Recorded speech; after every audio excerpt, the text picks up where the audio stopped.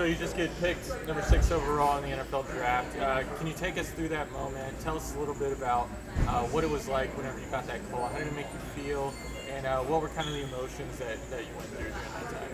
Yeah, it was just a special moment for me. Obviously, all the work that I had put in, up to that point. So, to get that call was kind of just a, relief of, all the pressure, all the worry, anxiety, leading up to it, and, just extremely thankful for this opportunity. And you're no stranger to the spotlight. You've had eyes on you for quite a while now. But coming from 3 years in Boise, and going to Vegas, like you're moving tomorrow. What are some challenges you might see with some of the noise that may be out there in Vegas? Are there any specific things that you think may challenge you? I mean, it's a new place, new city, new climate to be in. So obviously, just getting acclimated with that, from the weather, from how people drive, to, when is the traffic. But I think distractions are only as much as you make them, right? So for me, I'm going in there focused. I got a job, a mission, to accomplish. So I won't really be distracted. Now you can spend too much time at the strip, but I won't be doing that, so I'll be good. What are you most excited for moving to Vegas? I think just I like the weather out there for sure. It's a hotter climate. Been looking at the houses, the crib's pretty nice. But I think just being in a new city, just being around a new environment, new community, so a new place to go to and, let people know who I am. Yeah. And then outside of the city itself, as far as the organization, how do you see yourself fitting in to the franchise and all that it is? Yeah, I see myself fitting in really well. From the top, the owner, Mark Davis, GM, Spy Tech, even from sitting down and talking to Spy Tech, just seeing that he really wants the right people in the building, the people who are going to be the right fit, leaders, great people, beyond football players. And, I think that's why he selected me, because he's seen that in me. So I think off the rip, I'll fit in really well with, all the guys and, people around in the building. Yeah. Getting drafted at number 6, the Raiders clearly saw something in you. What do you think separates you from other athletes in this draft and just in general? Yeah, I would say my work ethic, just how I work harder than anybody else. Like, I won't let anybody outwork me around the country, my character, just who I am as a person. I think they were really able to see that, beyond a football player, just a great human being who's going to make a lot of impact, to the people around him. And then, just on the field, man, I'm a all-around 3-down back. And, these days, it's been proven that if you got a guy like that in your backfield, you can do tremendous things with that offense. All right, and then, you're working out here just a few miles from where it all started back at Lone Star High School. What's it like to come back to this area as a top 10 NFL draft pick? It's a great feeling. Obviously, just kind of a full come circle moment. Obviously, growing up out here, now back here training. So it's just been great, and to have all these different people, this great facility to work out in, and it's all gonna help continue to make me a better athlete. And then DFW, this is such like a competitive area for high school football. How do you think coming up in this area, competing in this area, helped prepare you for kind of this moment? Yeah, I think that real competitive environment, it can either make or break you, right? It can either make you become a better version of yourself, or it can put you in a shell, and you might not have all the confidence in the world, and it might overtake you. But I think what I was able to do is build that competitive spirit. I already had it, but it just went to a whole nother level because of the environment around me. Are there any current or former NFL players that you would say that you model your game after?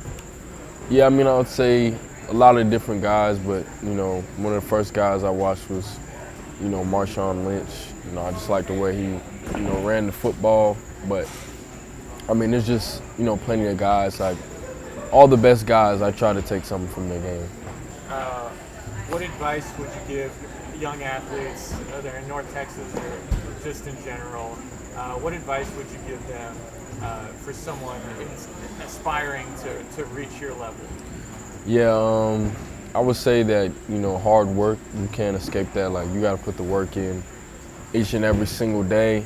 You got to be committed and dedicated to what you do if you want a long-term result, and that's to be a professional athlete, right? You got to look at, what all the other guys are doing to get there, and maybe it may not be exactly like that for you, but just learn from those people, watch them, right? They might be somebody you look up to, but that means you actually got to follow in their footsteps a little bit and learn from them, and most importantly, just believe in yourself and your abilities, but that confidence comes from the way you work.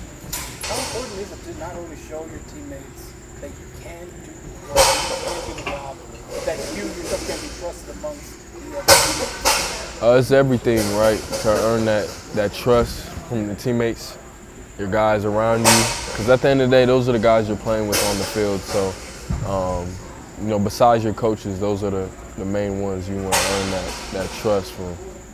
Any message for Raiders fans? Man, Raider Nation, we about to turn up. I'm on the dark side now, so just win, baby. Well, you have a whole lot of young men and young athletes around the world that have dreams and aspirations. So everybody's paid attention to Jeanty's story. And the time I've been able to be around him, Jeanty is a attention to detail individual that you only have to tell once. But most of the time, you don't even have to tell him once. Give him the demonstration, give him the exercise, and he does everything with an intent to perfection. And you got, a wide range of athletes across the country. But what separates you from this person and this person and this person? One, it's your mindset and your approach when you wake up out of the bed every day, right? Seeking first the kingdom of heaven, right? Putting God first in everything you do. Ashton Jeanty understands that. Then when you walk in these doors, we got a process and a procedure, one, for wellness to take care of your mind, right? You take care of your mind first, then you take care of your body. So in the morning when you wake up, it's spirit, mind, and body. And by the time we get to this part, where it's the body, that's how you eliminate the soft tissue issues. So you got a wide range of individuals that you separate from the first round to the second round to the third round to the fourth round, to undrafted to first team All-Pro, Super Bowl champions. Ashton falls right in that category, right? I feel like Ashton will walk right in and win the Rookie of the Year award. The work still got to be done. It's got to be put in. But I feel like that's the direction we've prepared ourselves right now after the draft, going into the draft, the combine phase, of taking the next step, going to organized training activities, rookie mini camp, and solidifying himself as the top player in the National Football League. Understanding asymmetry. And understanding asymmetry is very important when you talk about, the things that we're honing in on at this level. So to minimize mistake, right, you have to understand how not to make mistake. And when you're working on balance drills on a BOSU ball or you're catching footballs, working on peripheral vision, working on proprioception, working on strength, working on speed, working on skill. All of those things become the intangible of make the athlete the athlete. So we try to take a holistic approach on everything we're doing, but sometimes you do hone in on things like, backhand catching, peripheral rotation. So those are the things that I try to increase with every rookie is increase the eyes. Talk about what do you see, talk about what you feel, talk about how you see, right? Because the eyes is the gateway to the heart. If the eyes see perfect, everything see perfect. Adapting to the change of new coaching, new lifestyle, new city. Of course, it's the game of football. And in everything, it doesn't matter if you're a first-time dad, if you're a first-time husband, if you're a first-time whatever you are, you're a rookie at what you're doing, right? So going in for the first time, right, it's going to be fast, right? It's going to be a lot of information handed out. So when you get there, be able to process and write down everything so you can increase your success. It's easy to separate the real from the fake. It's easy to separate the real from the fake. And I done seen fake Super Bowl champions. I done seen fake ones. So when it come time to when you talk about training in the rain and the mindset of the game, like we flip a switch. And in the shield, you're protected. Out here when you preparing to be inside the shield, it ain't no protection. So that's where when you see us training in the rain and it's 40 degrees and it's time to prepare your mind to go into Green Bay, to go into Seattle, to go into Pittsburgh, to go into Cleveland when the elements are not working in your favor. You feel me? And when you look at these facilities, as beautiful and nice as it is, right, you feel me? Don't get it twisted. Like for 1 second, like we can flip a switch on you real quick. You feel me? I look at how Ashton is prepared from being a